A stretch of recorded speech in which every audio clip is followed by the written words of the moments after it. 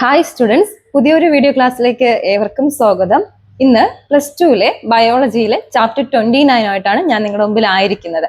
അപ്പോൾ 29ാമത്തെ ചാപ്റ്റർ എന്ന് വിചാരിച്ചിട്ട് ബാക്കി ചാപ്റ്റേഴ്സ് ഒന്നും നിങ്ങൾക്ക് കൈകാര്യം ചെയ്യില്ല എന്നുള്ള ധാരണയൊന്നും വേണ്ട. ഓരോ ദിവസവും ഓരോ ചാപ്റ്റേഴ്സ് ആയിട്ട്, വലിയ ചാപ്റ്റർ ആണെങ്കിൽ അതിന്റെ പാർട്ട് 1, പാർട്ട് 2 അങ്ങനെയായിട്ട് നിങ്ങൾക്ക് അപ്ലോഡ് ചെയ്യുന്നതായിരിക്കും. ഇന്ന് നമ്മൾ നോക്കുന്നത് chapter 29 some common human diseases. ആ ചാപ്റ്ററിൽ 5 ക്വസ്റ്റ്യൻസ് ആണ് നാം ഇന്ന് ഡിസ്കസ് ചെയ്യാനായിട്ട് പോകുന്നത്. അപ്പം ബയോളജി പഠിക്കുന്ന നമ്മുടെ +2 കൂട്ടുകാർക്കും അതിന്റെ ഹയർ സ്റ്റഡീസ് പഠിക്കുന്നവർക്കൊക്കെ യൂസ്ഫുൾ ആവുന്ന ഒരു വീഡിയോ തന്നെയായിരിക്കും ഈ ഒരു ചാപ്റ്റർ എന്ന് പറയുന്നത്. ഹ്യൂമൻ ഡിസീസസ് ആണ്. അപ്പൊ 5 ക്വസ്റ്റ്യൻ, വളരെ ഇമ്പോർട്ടന്റ് ആയിട്ടുള്ള 5 ക്വസ്റ്റ്യൻ മാത്രമാണ് എടുത്തിട്ടുള്ളത്. ആ ക്വസ്റ്റ്യന്റെ നോട്ടും കൂടെ നിങ്ങൾക്ക് ഇവിടെ കൊടുക്കുന്നുണ്ട്. ആ നോട്ട് നിങ്ങൾക്ക് വായിച്ച് മനസ്സിലാക്കാം. അതുപോലെ തന്നെ ക്ലാസ്സുകൾ നിങ്ങൾക്ക് കേട്ടും മനസ്സിലാക്കാം, നോട്ട് എഴുതി പഠിക്കാം. എങ്ങനെ വേണോ നിങ്ങളുടെ അഭികാമ്യം അനുസരിച്ച് നിങ്ങൾക്ക് അത് ചൂസ് ചെയ്യാവുന്നതാണ്. അപ്പൊ നമ്മൾ ഇനി വൈകിപ്പിക്കുന്നില്ല, ക്ലാസ്സിലോട്ട് പോകാം. 5 ക്വസ്റ്റ്യനിൽ നമ്മൾ ആദ്യം നോക്കുന്നത് എന്താണ് ഡിസീസ്, വാട്ട് ഈസ് ഡിസീസ്, പിന്നെ അതിന്റെ ടൈപ്സ് നോക്കുന്നുണ്ട്, പിന്നെ എങ്ങനെയാണ് നമ്മുടെ ഡിസീസസ് എങ്ങനെയൊക്കെയാണ്, കമ്മ്യൂണിക്കബിൾ ഡിസീസ് ഉണ്ട്, നോൺ കമ്മ്യൂണിക്കബിൾ ഡിസീസ് ഉണ്ട്, പിന്നെ നമ്മുടെ പാരസിറ്റേഴ്സും അതുപോലെ തന്നെ റിസർവോയിസും അതെങ്ങനെയാണ്, പിന്നെ അത് മാത്രമല്ല നമ്മുടെ ചിക്കൻ ബോക്സ് അതിന്റെ സിംറ്റംസ്, പിന്നെ വരുന്നത് നമ്മുടെ പോളിയോ അതിന്റെ സിംറ്റംസും, അതുപോലെ തന്നെ അതിന്റെ ഇൻക്യുബേഷൻ പീരീഡ്, അതുപോലെ തന്നെ പ്രിവെന്റ് ചെയ്യുന്നത് കാര്യങ്ങൾ. ഇങ്ങനെ 5 ക്വസ്റ്റ്യൻ ആണ്. അത് നമുക്ക് ഓരോന്നായിട്ട് പറയുമ്പോൾ കൃത്യമായിട്ട് നിങ്ങൾക്ക് മനസ്സിലാകും.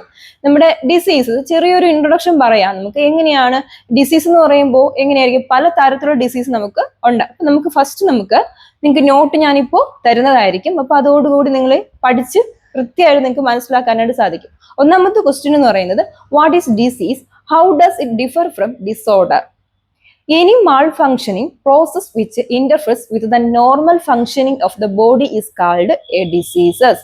In other words, disease may be defined as a disorder in the physical, physiological, psychological or social state of personal caused due to nutritional deficiency, physiological disorder, genetic disorder, pathogen or any other reason. What is diseases? ചോദിച്ചു കഴിഞ്ഞാൽ എങ്ങനെയാണെന്നുള്ള കാര്യം ഒരു ചെറിയൊരു idea നിങ്ങൾക്ക് കിട്ടിക്കാണും. ഒന്നുകൂടെ ഞാനൊന്ന് പറഞ്ഞു തരാം. Any malfunctioning process which interferes with the normal functioning of the body is called a disease. In other words, disease may be defined as a disorder in the physiological, physical, psychological or social state of a personal cause due to nutrition deficiency, physiological disorder, genetic disorder or pathogen or any other diseases. അപ്പോൾ ഈ ഒരു ക്വസ്റ്റ്യന്റെ Malayalam explanation ഇത്രയും വായിച്ചാൽ തന്നെ നിങ്ങൾക്ക് മനസ്സിലാകും. ഇനി മലയാളത്തിലാണ് എക്സാം എഴുതുന്ന കുട്ടികളാണെങ്കിൽ അവർക്ക് വേണ്ടിയിട്ടുള്ള മലയാളത്തിൽ എക്സാം എഴുതുന്ന കുട്ടികളെ ഉദ്ദേശിച്ച് മലയാളത്തിൽ കൂടെ മനസ്സിലാക്കി പഠിക്കണമെന്ന കുട്ടികൾക്കാണെങ്കിൽ അതിന്റെ മലയാള എക്സ്പ്ലനേഷനും കൂടെ ഞാനിപ്പോൾ പറഞ്ഞുതരാം. എന്താണ് ഒരു ഡിസീസ് എന്ന് പറയുന്നത്? ഒരു അസുഖം അല്ലെ? ഡിസീസ് വരാത്ത അല്ലെങ്കിൽ അസുഖം വരാത്ത ആരുമില്ല. അപ്പൊ അസുഖം എന്നാൽ എന്ത് എന്നാണ് നമ്മളോട് ചോദിച്ചിരിക്കുന്ന ക്വസ്റ്റ്യൻ. ഇത് എങ്ങനെയൊക്കെയാണ് നമ്മളെ ബാധിക്കുന്നതെന്നാണ് ചോദിച്ചിരിക്കുന്നത്. എങ്ങനെയൊക്കെയാണ് നമ്മുടെ ബോഡിയിൽ ഉണ്ടാകുന്ന പല തരത്തിലുള്ള ഫങ്ഷൻസിങ് ഉണ്ട് അല്ലെ? ഫങ്ഷൻസ് ഉണ്ട്, പല തരത്തിലുള്ള ഫങ്ഷൻ. ചിലപ്പോൾ ഈ ഫങ്ഷൻസ് എന്ത് ചെയ്യാം, ഡിസ്ട്രോയ് ചെയ്യാം, പിന്നെ എന്ത് ചെയ്യാം, കൃത്യമായ രീതിയിൽ അത് ഫങ്ഷനിങ് ചെയ്യാതെ വരാം. ഇതൊക്കെ അപ്പൊ നമ്മുടെ ഹാർട്ട് അല്ലെ, നമ്മുടെ ലിവർ, അതുപോലെ തന്നെ നമ്മുടെ നമ്മുടെ ഓരോ നമ്മുടെ ബോഡിയിൽ ഉണ്ടാകുന്ന നമ്മുടെ ശ്വാസകോശങ്ങൾ അല്ലെ, ഇതെല്ലാം നമുക്ക് എന്ത് ചെയ്യാം, ചിലപ്പോൾ പ്രവർത്തിക്കാതെ വരും. ഇതെല്ലാം എന്തിലോട്ട് നമ്മളെ കൊണ്ടെത്തിക്കും? ഡിസീസിലോട്ട് കൊണ്ടെത്തിക്കും. Any malfunctioning process which interferes with the normal functioning അല്ലെ, നോർമലായിട്ട് എന്ത് ചെയ്യില്ല, പ്രവർത്തിക്കില്ല നമ്മുടെ ബോഡിയിൽ എങ്കിൽ അതിന്റെ അർത്ഥം എന്താണ്? ഡിസീസസ് ആണ്. അത് എങ്ങനെയൊക്കെ വരാം? ഫിസിയോളജിക്കൽ വരാം, പിന്നെ സൈക്കോളജിക്കൽ പരമായിട്ട് വരാം, പിന്നെ എങ്ങനെയാ പറഞ്ഞത് നമ്മള്, പിന്നെ സോഷ്യൽ സ്റ്റേറ്റ് ആയിട്ട് വരാം. അത് മാത്രമല്ല നമ്മുടെ ബോഡിയിൽ ന്യൂട്രീഷന്റെ ഡെഫിഷ്യൻസി കൊണ്ടും എന്തുണ്ടാകാം, നമുക്ക് അസുഖങ്ങൾ വരാം അല്ലെങ്കിൽ ഡിസീസസ് വരാം. നമുക്കറിയാം ഫിസിയോളജിക്കലായിട്ട് വരാം, ശാരീരികപരമായിട്ട് വരാം. നമ്മുടെ കൈവേദന, കാൽവേദന, അത് മാത്രമല്ല നമ്മുടെ ഉദര സംബന്ധമായ രോഗങ്ങൾ അല്ലെ, സ്റ്റൊമക് പെയിൻ, ഇതെല്ലാം നമ്മുടെ ഫിസിയോളജിക്കൽ വരാം, ശാരീരികപരമായിട്ട് വരാം. ഇനി സൈക്കോളജിക്കൽ പരമായിട്ട് ഡിപ്രഷൻ സ്റ്റേറ്റിലൂടെയൊക്കെ കടന്നു പോകുന്നവരെന്നൊക്കെ പറഞ്ഞ് നമ്മൾ കേട്ടിട്ടുണ്ട്. അതും എന്ത് തന്നെയാണ്, ഒരു തരത്തിലുള്ള രോഗം തന്നെയാണ്. അപ്പോൾ ഇതാണ് എന്ന് പറയുന്നത് സൈക്കോളജിക്കൽ ഡിസീസ് എന്ന് പറയുന്നത്. ഇനി ന്യൂട്രീഷൻ, അനീമിയ, ബെറിബെറി അല്ലെ, അത് വൈറ്റമിൻസിന്റെ ഡെഫിഷ്യൻസി, ഇതെല്ലാം എന്തിൽ വരും? നമ്മുടെ ന്യൂട്രീഷൻ നല്ലപോലെ ഫുഡ് കഴിക്കാനില്ലാത്തത് കൊണ്ട്, അല്ലെങ്കിൽ എന്താണ് നമ്മുടെ ഫുഡിന്റെ ഡെഫിഷ്യൻസി കൊണ്ടുണ്ടാകുന്നതൊക്കെ എന്തിലോട്ട് വരാം? അസുഖങ്ങളായിട്ട് വരാം അല്ലെ. അനീമിയക്ക് വിളർച്ച, അതൊക്കെ എങ്ങനെ വരുന്ന? തയാമിന്റെ കുറവ് കൊണ്ടൊക്കെ വരുന്ന അസുഖങ്ങളൊക്കെ ഉണ്ട്, ബെർമറി അല്ലെ. ഇതെല്ലാം എന്തിലോട്ട് വരാം? നമ്മുടെ ഡെഫിഷ്യൻസി, ന്യൂട്രീഷൻ ഡെഫിഷ്യൻസി കൊണ്ടും വരാം. പിന്നെ ജെനറ്റിക് ഡിസോർഡർ, ചില കുട്ടികൾ ജനിക്കുമ്പോൾ തന്നെ എന്തുണ്ടായിട്ട് വരും? അസുഖങ്ങളായിട്ട് വരാം. അതായത് ഹാർട്ടിൽ ഹോളായിട്ടൊക്കെ വരുന്ന കുട്ടികളുണ്ട്. അമ്മയുടെ എന്താണ് വയറിൽ നിന്ന് വരുമ്പോൾ തന്നെ ഹാർട്ടിൽ ഹോളായിട്ട് വരുന്ന കുട്ടികളുണ്ട്. അതൊക്കെ എന്താണ്? Genetic disorder. ജനിക്കുമ്പോൾ തന്നെ എന്താണ്? ഷുഗർ പേഷ്യന്റ് ആയിട്ട് വരുന്നവരുണ്ട്. ഇൻസുലിന്റെ അളവ് ചിലപ്പോൾ എന്തായിരിക്കും? കൂടുതലും കുറവ്, അങ്ങനെയൊക്കെയുള്ള അസുഖം, അതൊക്കെ ജെനറ്റിക് ഡിസോർഡർ ആയിട്ട് വരാം. ഇനി പാത്തോജൻ. പാത്തോജന്റെ അർത്ഥം എന്താണ്? പാത്തോജൻ എന്ന് പറയുന്നത് രോഗകാരികൾ, വൈറസ്, പ്രോട്ടോസോവ, ഇങ്ങനെ ബാക്ടീരിയ, ഇങ്ങനെയുള്ള എന്താണ് വെക്ടേഴ്സ് കാരണം നമ്മുടെ ബോഡിയിൽ ഉണ്ടാകുന്നതിനെ എന്തെന്ന് പറയുന്നു? നമുക്ക് പാത്തോജൻ കൊണ്ടുണ്ടാകുന്ന ഡിസീസ് എന്ന് പറയാം.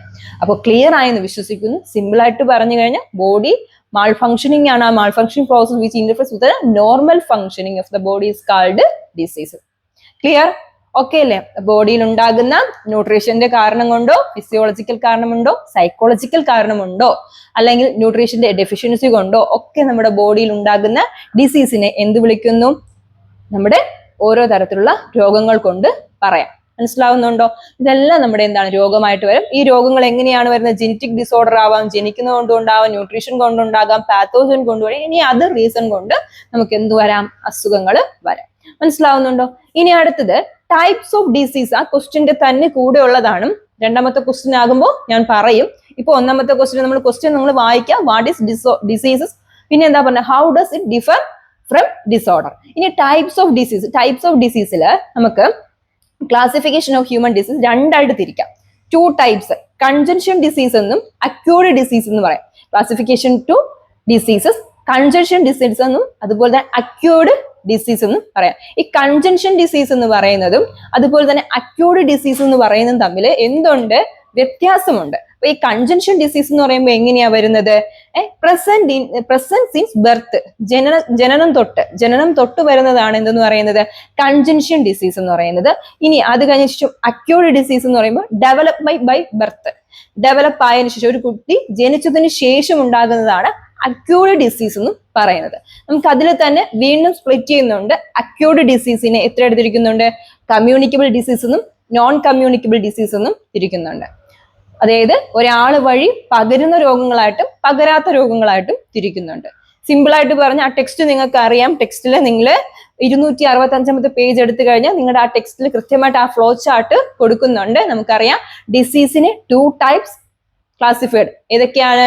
കൺജൻഷൻ ഡിസീസ് എന്നും അതുമാത്രമല്ല അക്യൂർഡ് ഡിസീസ്. കൺജൻഷൻ എന്ന് പറയുമ്പോൾ എങ്ങനെയാണ്? ജനനം മുതൽ നമ്മൾ നേരത്തെ പറഞ്ഞില്ലേ, എങ്ങനെയാ പറയുന്നത്? ആ കുട്ടിക്ക് ജനിച്ചപ്പോൾ തന്നെ എന്തുണ്ടായിരുന്നു? അസുഖം ഉണ്ട് എന്ന് പറയും. ഇനി അക്യൂർഡ് എന്ന് പറയുമ്പോൾ എന്താണ്? ജനിച്ചതിന് ശേഷം ഉണ്ടാകുന്ന ഡിസീസിനെയാണ് എന്ത് പറയുന്നത്? അക്യൂർഡ് ഡിസീസ് എന്ന് പറയുന്നത്. ഈ അക്യൂർഡ് ഡിസീസിനെ രണ്ടായിട്ട് തിരിക്കുന്നുണ്ട്. കമ്മ്യൂണിക്കബിൾ ഡിസീസ് എന്നും പിന്നെ നോൺ കമ്മ്യൂണിക്കബിൾ ഡിസീസ് എന്നും. ഇനി നോൺ കമ്മ്യൂണിക്കബിൾ ഡിസീസിനെ എത്ര തിരിക്കുന്നുണ്ട്? 5 തിരിക്കുന്നുണ്ട്. മനസ്സിലാവും? അതിൽ ഏതൊക്കെയാണ് വരുന്നത്? ഡീജനറേറ്റീവ് ഡിസീസ് എന്നും അതുപോലെ മാത്രമല്ല deficiency disease, allergy disease, cancer, other disease. മനസ്സിലായോ? ഏതൊക്കെയാണ്? കമ്മ്യൂണിക്കബിൾ ഡിസീസ് എന്നും തിരിക്കുന്നുണ്ട്, നോൺ കമ്മ്യൂണിക്കബിൾ ഡിസീസും തിരിക്കുന്നുണ്ട്. Non communicable disease classified into 5 types: degenerative diseases, deficiency diseases, allergic diseases, cancer, other diseases. നമുക്കറിയാം, ടെക്സ്റ്റിൽ എഴുതുന്നവർക്ക് ഒരു ചെറിയ ഫ്ലോ ചാർട്ട് ആയിട്ട് നിങ്ങൾ ഇത് എഴുതി തന്നെ പഠിക്കാം. ഞാൻ ഒന്നുകൂടെ പറഞ്ഞു തരാം. Classification of human disease. Classification of human ഡിസീസിനെ എത്ര തിരിക്കുന്നുണ്ട്? 2 തിരിക്കുന്നുണ്ട്. ഏതൊക്കെയാണ്? കൺജൻഷൻ ഡിസീസും പിന്നെ എന്താണ്? അക്യൂർഡ് ഡിസീസും. അക്യൂർഡ് ഡിസീസിനെ 2 തിരിക്കുന്നുണ്ട്. കമ്മ്യൂണിക്കബിൾ ഡിസീസ് എന്നും non communicable disease. Non communicable disease classified into 5 types: degenerative disease, deficiency disease, allergic, cancer, other disease. ഇതിന്റെ എല്ലാം പേരിൽ തന്നെയുണ്ട്. ഡീജനറേറ്റീവ് ഡിസീസ് എന്ന് പറയുമ്പോൾ എങ്ങനെയാണ്? നമ്മുടെ ബോഡിയിലെ ഓർഗൻസിന്റെ തകരാറ് മൂലം അല്ലെങ്കിൽ ഓർഗൻസ് എന്ത് ചെയ്യുകയാണ്? ഫംഗ്ഷൻ ചെയ്യാതെ വരുന്നതിനെയാണ് ഡീജനറേറ്റീവ് ഡിസീസ് എന്ന് പറയുന്നത്. ഡെഫിഷ്യൻസി ഇപ്പൊ പറഞ്ഞു, ന്യൂട്രീഷന്റെ ഡെഫിഷ്യൻസി കൊണ്ട്, നല്ല ആഹാരം ഇല്ലാത്തത് കൊണ്ട് ബോഡിയിൽ ഉണ്ടാകുന്ന ഡിസീസ്. അടുത്ത് അലർജിക്ക് എന്ന് പറയുമ്പോൾ ഡസ്റ്റോ അത് മാത്രമല്ല വേറെ എന്തെങ്കിലും നമ്മുടെ പുക സ്മോക്ക് എല്ലാം കൊണ്ട് നമുക്ക് എന്ത് വരാം, അസുഖങ്ങൾ വരാം. അതാണ് അലർജിക് ഡിസീസ് എന്ന് പറയുന്നത്. ഇനി ക്യാൻസർ ഇപ്പൊ നമുക്കറിയാം ഇങ്ങനെയാണ്, അൺകൺട്രോൾഡ് ആയിട്ടുള്ള ഒരു ഡിസീസ് ആണ്. എല്ലായിടും ഉണ്ട്. ബ്രസ്റ്റ് ക്യാൻസറും ഒക്കെ എന്താണ് ഒരു 80% ആൾക്കാർ എടുത്തു കഴിഞ്ഞാൽ അതിൽ എത്രയാണ്, ഒരു 50% ആൾക്കാർക്ക് എന്തുണ്ട്, ഈ ക്യാൻസർ പോലെ ഡിസീസ് ഉണ്ട്. അതാണ് അൺകൺട്രോൾഡ് ഡിസീസ്, സെൽസ് ഡിസ്ട്രോയ് ചെയ്യുന്ന ഡിസീസ്. അടുത്ത് അതർ ഡിസീസ് എന്ന് പറയുമ്പോൾ മറ്റു അസുഖങ്ങളെ എല്ലാം എന്തിലോട്ട് വരാം, ഈ അതർ ഡിസീസിലോട്ട് വരാം. സിമ്പിൾ ആയിട്ടുള്ള ഒരു ഫ്ലോ ചാർട്ടാണ് ഇത്. ഇങ്ങനെ തന്നെ എന്ത് ചെയ്യുക, പഠിക്കുക. മനസ്സിലാവുകയോ? ക്ലിയർ ആയിട്ട് തന്നെ പഠിക്കുക. ഇങ്ങനെ തന്നെ പഠിച്ചാലേ ഇത് മനസ്സിലാകുള്ളൂ. അപ്പൊ ഒന്നാമത്തെ ക്വസ്റ്റ്യനിൽ കുറച്ചുകൂടെ ഉണ്ട്. ഒന്നാമത്തെ ക്വസ്റ്റ്യൻ തീർന്നില്ല. ഒന്നാമത്തെ ക്വസ്റ്റ്യനിൽ നമ്മൾ പഠിക്കുന്നത് എന്തൊക്കെയാണ്, ഡിസീസ് എന്താണ്, അതിന്റെ ഡിസോർഡർ എന്താണെന്നാണ്. അപ്പൊ നമ്മൾ ഇപ്പൊ ക്ലാസിഫൈ ചെയ്ത് വച്ചതേ ഉള്ളൂ. Congestion diseases. കൺജഷൻ ഡിസീസ് എന്ന് പറയുമ്പോൾ നമുക്ക് നോക്കാം. The disease which is present from birth, hole in the heart of infants. They are caused by some genetic abnormality or metabolic disorder or malfunctioning of an organ. Congenital diseases. Congenital disease ഉം acute disease ഉം ഏതാണ്? Congenital disease, the disease which is present from birth, hole in the heart in infants. They are caused by some genetic abnormality or metabolic disorder or malfunctioning of an organ. Acute disease, the disease which may occur after birth during one's lifetime. Simple ആയിട്ട് പറഞ്ഞു കഴിഞ്ഞാൽ ഇത് വായിക്കുമ്പോൾ തന്നെ കൃത്യമായിട്ട് മനസ്സിലാവും. Congestion disease എന്ന് പറയുമ്പോൾ എന്താണ്, ജനിക്കുമ്പോൾ തന്നെ, ഞാൻ നേരത്തെ ഓൾറെഡി പറഞ്ഞ കാര്യമാണ്, കുഞ്ഞുങ്ങള് ബേബീസ് ജനിക്കുമ്പോൾ തന്നെ എന്താ പറയുന്നത്, ഹോൾ ഓഫ് ദ ഹാർട്ടില് സുഷിരമായിട്ട് നമ്മൾ പറയും വാൾവിന് കംപ്ലൈന്റ് ഉണ്ട് എന്നൊക്കെ പറയുന്നത് പോലെ ഹാർട്ടില് സുഷിരമായിട്ട് വരുന്ന കുട്ടികളെയൊക്കെയാണ് നമ്മൾ എന്ത് പറയുന്നത്, ഹാർട്ട് സംബന്ധമായ രോഗമുള്ള കുട്ടികൾ എന്നൊക്കെ നമ്മൾ ബേബീസ് എന്നൊക്കെ പറയുന്നത്. ഇത് എന്ത് തന്നെയാണ്, ഒരു തരത്തിലുള്ള എന്ത് അസുഖമാണ്, അക്യൂട്ട് ഡിസീസ് ആണോ? ഒരിക്കലും അല്ല. ഇത് എന്ത് തരത്തിലുള്ള ഡിസീസ് ആണ്, കൺജൻഷ്യൽ ഡിസീസ് ആണ്. ഇത് കൺജൻഷ്യൽ ഡിസീസ് ആണ്. എന്ത് ഡിസീസ് ആണ്, കൺജൻഷ്യൽ ഡിസീസ് ആണ്. ഇത് നമ്മൾ എന്ത് ചെയ്യും, പിന്നെ ഫർദർ ട്രീറ്റ്മെന്റ് കൊടുത്ത് മാത്രമാണ് ഈ കുട്ടിയുടെ എന്ത് ചെയ്യുന്നത്, ബോഡിയെ ഓക്കെ ആക്കുന്നത്. ഇനി അക്യൂട്ട് ഡിസീസ് എന്ന് പറയുമ്പോൾ എന്താണ്, the disease which may occur after birth. After birth ആണ്, ബർത്തിന് ശേഷം ആ കുട്ടിക്ക് ഉണ്ടാകുന്ന ഡിസീസിനെയാണ് എന്തെന്ന്, ക്യാൻസർ ഒക്കെ നമുക്ക് എങ്ങനെ പറയാം, അക്യൂട്ട് ആണ്, പിന്നെ വരുന്നതാണ് അല്ലെ. അപ്പൊ അക്യൂട്ട് ഡിസീസ് എന്ന് പറയുമ്പോൾ the disease which may be after birth. After birth ആണ്, ബർത്തിന് ശേഷം ഉണ്ടാകുന്ന ഡിസീസിനെയാണ് അക്യൂട്ട് ഡിസീസ്. ഇനി അക്യൂട്ട് ഡിസീസിനെ ക്ലാസിഫൈ ചെയ്യുന്നുണ്ട് 3 ടൈപ്സ്. എത്ര എടുത്തിരിക്കുന്നുണ്ട്, 3 ടൈപ്സ്. നമുക്ക് നോക്കാം. Infection diseases, the disease which can be transmitted from deceased healthy person to example measles. Infection diseases, the disease which may be transmitted from deceased healthy person to example measles. Degenerative diseases, the disease caused by the malfunctioning of some vital organs of the body, heart failure. Degenerative disease. Deficiency disease, these are caused due to nutrition deficiency such as that minerals or vitamins of the diet, example anemia, beriberi. Cancer, this is abnormal, uncontrolled or unwanted growth of cell, example breast cancer. വായിക്കുമ്പോൾ തന്നെ മനസ്സിലായി കാണും. Infection disease എന്ന് പറയുന്നത് ഇത്രയും നിങ്ങൾ എക്സാമിന് എഴുതുക. ഇൻഫെക്ഷൻ ഡിസീസ് എന്ന് പറയുമ്പോൾ എങ്ങനെയാണ്, ഒരു ഹെൽത്തി പേഴ്സണിൽ നിന്ന് മറ്റൊരു എന്താണ് പറയുന്നത്, ഡിസീസ് ചെയ്യുന്നതാണ്. അതിന്റെ ഒരു പേഴ്സണിൽ നിന്ന് ഒരു ഹെൽത്തി പേഴ്സണിലോട്ട് എന്ത് പോകണം, ബാക്ടീരിയോസോ പ്രോട്ടോസോവയോ ഒക്കെ കൊണ്ട് ഇൻഫെക്ഷൻ കൊണ്ടുവരും. നമ്മൾ പറയും ഇൻഫെക്ഷൻ ആകുന്നതുകൊണ്ട്, അതായത് പകരുന്ന അസുഖങ്ങളെയാണ് നമ്മൾ എന്ത് പറയുന്നത്, ഇൻഫെക്ഷൻ ഡിസീസ് എന്ന് പറയുന്നത്. അതായത് the disease which can be transmitted from disease healthy person to example 5ാം പനി നമുക്ക് എടുക്കാം. മീസൽസ് എന്ന് പറയുമ്പോൾ എന്താണ്, 5ാം പനി എന്നാണ്. അതായത് ഒരു രോഗിയിൽ നിന്ന് മറ്റൊരിടത്തേക്ക് എന്ത് പോകുകയാണ്, അസുഖങ്ങൾ പകർന്നു പോകുന്നതിനെയാണ് എന്ത് വിളിക്കുന്നത്, നമ്മള് നമ്മുടെ എന്താണ് ഇൻഫെക്ഷൻ ഡിസീസ് എന്ന് വിളിക്കുന്നത്. പകർച്ചവ്യാധികൾ എന്നാണ് പറയുന്നത്. നമ്മൾ പൊതുവെ പറയും പകർച്ചവ്യാധികൾ. അതായത് ഒരു ആരോഗ്യവാനായ വ്യക്തി, ആ വ്യക്തി വെറുതെ ഇരിക്കുമ്പോൾ മറ്റൊരു വ്യക്തിയിൽ നിന്ന് എന്ത് വരികയാണ്, രോഗങ്ങൾ പകർന്ന് കിട്ടുന്നതിനെയാണ് എന്ത് വിളിക്കുന്നത്, ഇൻഫെക്ഷൻ ഡിസീസ് എന്ന് വിളിക്കുന്നത്.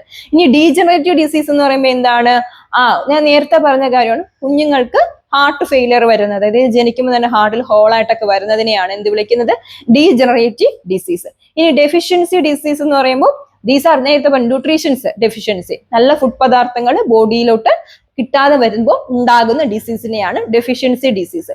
ക്യാൻസർ ഡിസീസ് അബ്നോർമൽ ആണ്, നമുക്ക് ഒട്ടും കൺട്രോൾ ചെയ്യാൻ കഴിയാത്ത വിധം എന്ത് സംഭവിക്കുകയാണ്, ക്യാൻസർ ഇപ്പോൾ സ്പ്രെഡ് ആവുകയാണ്. ബ്രസ്റ്റ് ക്യാൻസർ ഒക്കെ എക്സാമ്പിൾ ആണ്. സിമ്പിൾ അല്ലേ? ഇത്രയുമാണ് ഒന്നാമത്തെ ക്വസ്റ്റ്യൻ എന്ന് പറയുന്നത്. സിമ്പിൾ ആയിട്ടുള്ള കാര്യമാണ്. ആ ക്വസ്റ്റ്യനകത്ത് കൃത്യമായിട്ട് കൊടുത്തിട്ടുണ്ട് വാട്ട് ഈസ് ഡിസീസ് എന്നും അതുപോലെ ഡിസീസിന്റെ ഡിസോർഡർ എന്താണെന്ന് നമ്മൾ കൃത്യമായിട്ട് പറഞ്ഞു പോകുന്നുണ്ട്. ഇനി രണ്ടാമത്തെ question difference between communicable and non communicable diseases. Difference between communicable disease and non communicable disease. എന്താണ് കമ്മ്യൂണിക്കബിൾ ഡിസീസും നോൺ കമ്മ്യൂണിക്കബിൾ ഡിസീസും നമുക്ക് നോക്കാം. Caused by some biological agents or pathogens such as virus, bacteria, protozoa, and helminths. Caused due to some specific factor such as malfunctioning of some vital organ, deficiency of nutrition. Spread from one person to another through contact, air, water, food, etc. Do not spread from one person to another by contact. The concern of the diseases involves the society as these are related to community health. The concern of the diseases is restricted of the individual only. Simple ആയിട്ടുള്ള ഒരു കാര്യമാണ്. Communicable ഡിസീസും non communicable ഡിസീസും തമ്മിൽ difference between ആണ് ചോദിച്ചിരിക്കുന്നത്. ഒന്നാമത്തത് communicable disease പകരുന്നത് എങ്ങനെയാണ്? Biological agents ആയിട്ടുള്ള പാത്തോജൻസ് വഴി, അതായത് ബാക്ടീരിയസ് രോഗകാരികൾ വഴി. അത് ബാക്ടീരിയ ആകാം, പ്രോട്ടോസോവ ആകാം, വൈറസ് ആകാം.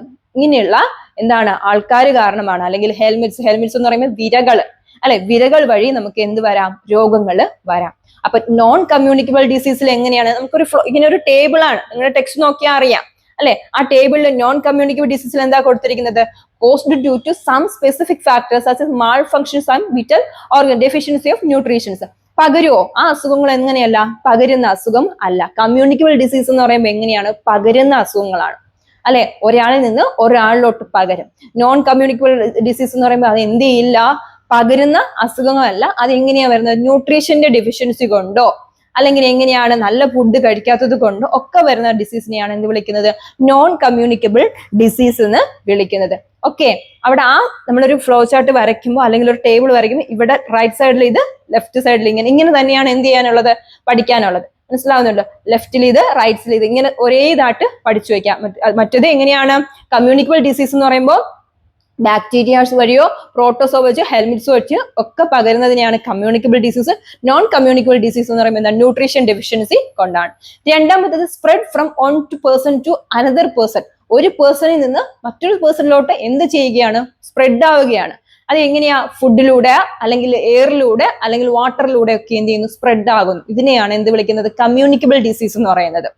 ഒരാളിൽ നിന്ന് ഒരാളിലോട്ട് പകരുന്നു. അത് വെള്ളത്തിലൂടെ ആകാം, അല്ലെങ്കിൽ എങ്ങനെയാകാം? നമ്മുടെ എന്താണ് എയറിലൂടെ, വായുവിലൂടെ ആകാം, അല്ലെങ്കിൽ ആഹാര പദാർത്ഥങ്ങളിലൂടെ, ഫുഡ്, വാട്ടർ, എയറിൽ. ഇനി നോൺ കമ്മ്യൂണിക്കബിൾ ഡിസീസിൽ ഡു നോട്ട് സ്പ്രെഡ്. ഇത് ഒരിക്കലും എന്ത് ചെയ്യില്ല? പകരില്ല. എനിക്ക് വിളർച്ച ഉണ്ടെങ്കിൽ അത് വേറൊരാൾക്ക് പകരുമോ? എനിക്ക് അനീമിയ ഉണ്ടെങ്കിൽ വേറൊരാൾക്ക് പകരുമോ? എനിക്ക് ബെറി ഉണ്ടെങ്കിൽ വേറൊരാൾക്ക് പകരുമോ? ഇല്ല, ഒരിക്കലും ഇല്ല. ഒരിക്കലും നമ്മൾ ഫുഡ് കഴിച്ചില്ലെങ്കിൽ ആർക്ക് തന്നെയാണ് പ്രശ്നം? നമുക്ക് തന്നെയാണ് പ്രശ്നം. മറ്റേത് ഒരാൾക്ക് എന്തുണ്ട്? രോഗമുണ്ട് എങ്കിൽ, 5-ാം പനി ഉണ്ട്, അല്ലെങ്കിൽ കോളറ ഉണ്ട് എങ്കിൽ, മീസൽസ് ഉണ്ട്, അല്ലെങ്കിൽ കോളറ ഉണ്ട്, അല്ലെങ്കിൽ ചിക്കൻ ബോക്സ് ഉണ്ടെങ്കിൽ ആ ആൾക്കുണ്ടെങ്കിൽ അടുത്ത ആൾക്കും എന്ത് ചെയ്യും? അത് സ്പ്രെഡായി പകരും.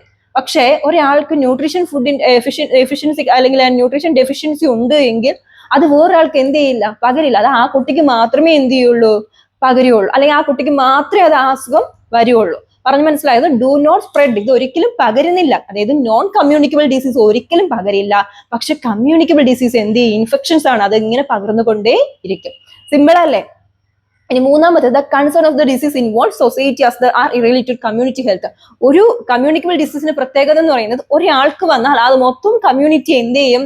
അഫക്ട് ചെയ്യും. ഇപ്പൊ ഒരു പ്രദേശത്ത് ഒരാൾക്ക് ചിക്കൻ ബോക്സ് ആണ്.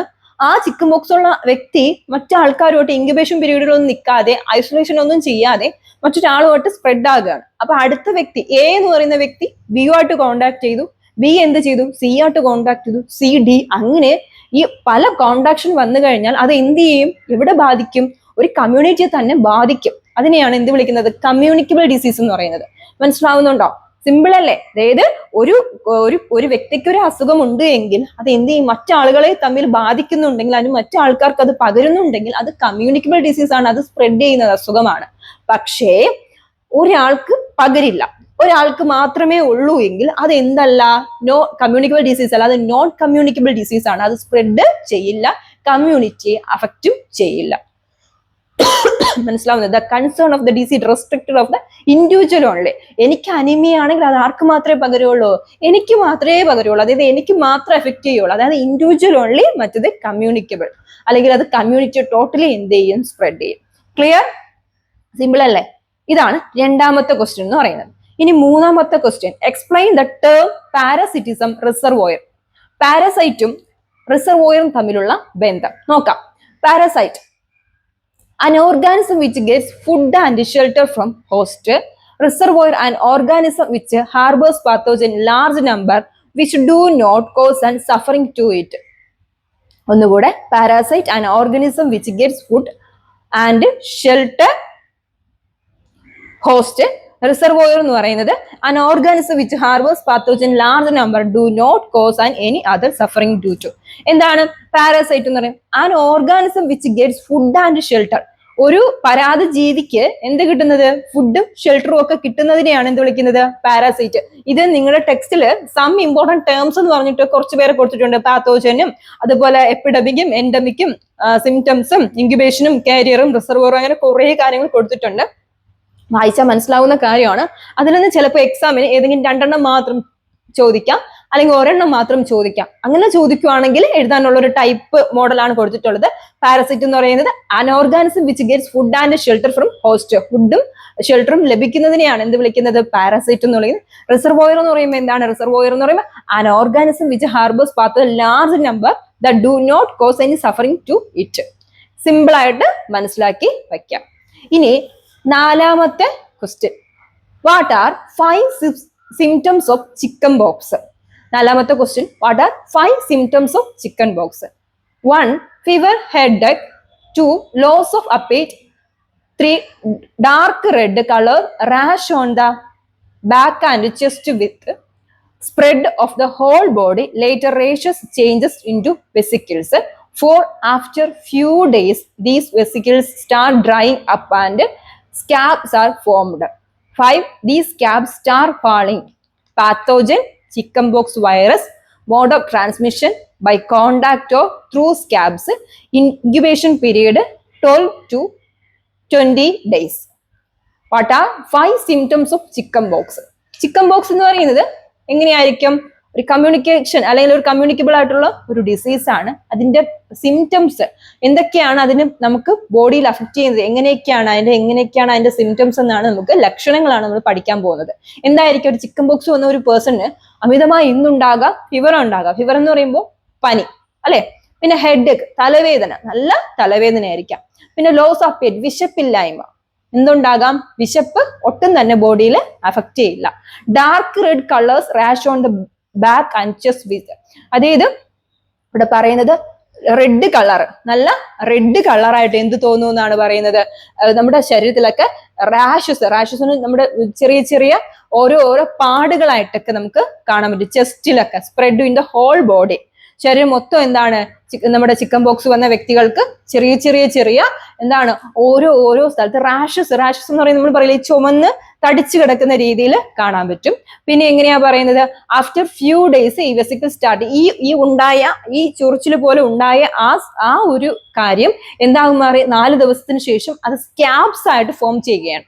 സ്കാബ്സ് എന്ന് പറയുമ്പോൾ എന്താണ്? നമ്മൾ ഈ ചിരങ്ങ് എന്നൊക്കെ പറയില്ലേ, ചിരങ്ങ്. അതുപോലെ തന്നെ നമ്മൾ ഇങ്ങനെ എങ്ങനെയാ അത് കൊണ്ട് ഒരു ചൊറി എന്നൊക്കെ നമ്മൾ പറയില്ലേ, മലയാളത്തിൽ പ്രൊണൗൺസിയേഷൻ അങ്ങനെയാണ്. അതായത് ചൊറി, ചിരങ്ങ്. അതായത് നമുക്കറിയാം ചിക്കൻ പോക്സ് വന്നവർക്ക് എങ്ങനെയാണ് നമ്മുടെ മുഖക്കുരുവിനെക്കാളും കുറച്ചുകൂടെ ഇതെന്താണ് പേടിക്കുന്ന രീതിയിലുള്ള ഒരു നമ്മൾ ഓരോരോ ഇതായിട്ട് കാണില്ലേ, ഓരോരോ പൊട്ട് പോലെ കാണും. അത് കുറെ ദിവസം കഴിയുമ്പോൾ താൻ എന്ത് ചെയ്യും? പോയാലും അതിന്റെ പാടുകൾ നമ്മുടെ ബോഡിയിലും ഫുള്ളായിട്ട് എന്ത് ചെയ്യും? കാണാൻ സാധിക്കും. അതാ ഇവിടെ പറയുന്നത്. ആഫ്റ്റർ ഫ്യൂ ഡേയ്സ് ഈ വെസിക്കിൾസ് ആയിട്ടുള്ളത് ഇത് സ്റ്റാർട്ട് ഡ്രൈയിങ്. ഇത് എന്ത് ചെയ്യും?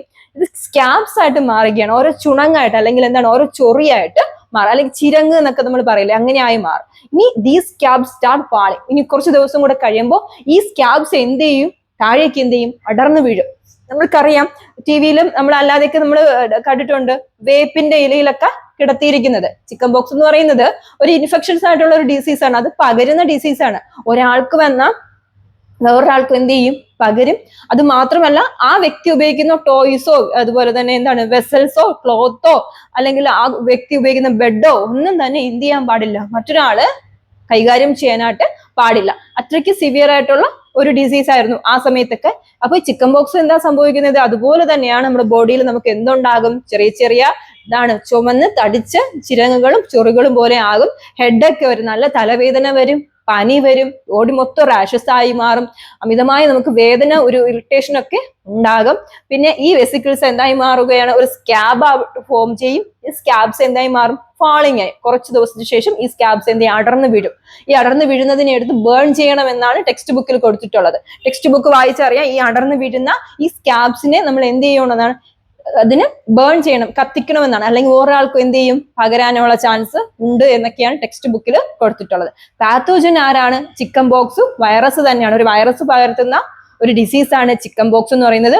മോഡ് ഓഫ് ട്രാൻസ്മിഷൻ എന്ന് പറയുന്നത് ബൈ കോണ്ടാക്ട് ത്രൂ സ്കാബ്സ്. സ്കാബ്സ് വഴിയാണ് എന്ത് ചെയ്യുന്നത്, നമ്മൾ ട്രാൻസ്മിഷൻ ചെയ്യുന്നത്. ഇൻക്യുബേഷൻ പീരീഡ്, ഒരു വ്യക്തിക്ക് ഇങ്ങനെ ഒരു അസുഖം വന്നിട്ടുണ്ടെങ്കിൽ അയാളെ ഇൻക്യുബേഷൻ ചെയ്യുന്ന പീരീഡ് എത്ര ദിവസമാണ്, 12 തൊട്ട് 20 ഡേയ്സ്, 12 to 20 ഡേയ്സ് ആണ് അദ്ദേഹത്തിന്റെ അല്ലെങ്കിൽ ആ വ്യക്തിയുടെ ഇൻക്യുബേഷൻ പീരീഡ് എന്ന് പറയുന്നത്. ക്ലിയർ അല്ലേ? ഇൻക്യുബേഷൻ എന്ന് അറിയാമോ, ആ വ്യക്തി എന്ത് നിരീക്ഷിക്കുന്ന പീരീഡ് എന്നാണ് പറയുന്നത്. മനസ്സിലാവുന്നുണ്ട്? അതാണ് ഇൻക്യുബേഷൻ പീരീഡ് എന്ന് പറയുന്നത്. ഇനി 5, അടുത്ത ക്വസ്റ്റ്യൻ, ലാസ്റ്റ് ക്വസ്റ്റ്യൻ ആണ്, question number 5. Key polio questions and answers.